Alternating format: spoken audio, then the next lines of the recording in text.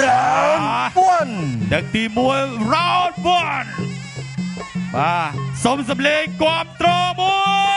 យហើយនេះឈានចូលដល់ការប្រកួតទឹកមួយស្វាគមន៍កណ្ដាប់ដៃឆ្វេងរបស់ធារាវាយលក្ខណៈរុំបបោឆៅបាទទឹកមួយស្ដាំម្ដាយរបស់កីឡាករបាទ Roland បាទ Roland ទាត់ក្រោយរបស់ Roland ធីរាចឡូ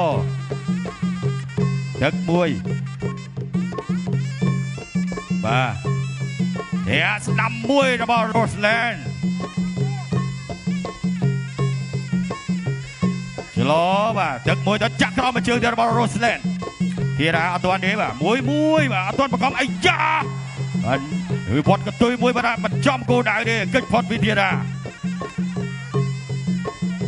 ចាក់ក្រោមមកជើងរបស់ធីរា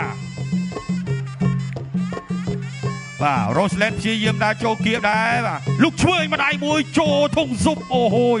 បាទអត់អីទេសម្រាប់ធីរាអត់ទាត់ឈឺទេប៉ុណ្ណឹងធារាស្ដាំមកជើងរបស់ Roland ថយ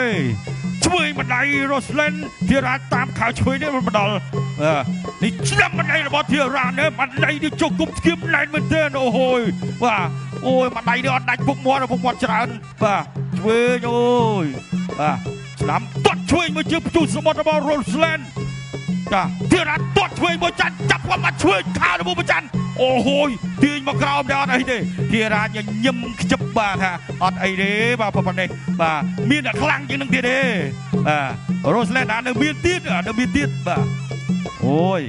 ទឹកទី1នៅនាទីចុងក្រោយឆ្វេងម្ដាយបាទលុកពី Roland លុកឆ្វេងសងអាយ៉ាចូលកន្លែងណាអូយបាទ 1 2 3 4 5 6 7 8 9 10អូយបាទសូមអរគុណកីឡាករបង្គោលខៀវ Ruslan Nagaya LZB ទទួលមកជ័យជំនះដោយវាយកីឡាករបង្គោលក្រហមឲ្យបោះបង់ការប្រកួតនៅក្នុងទឹកទី1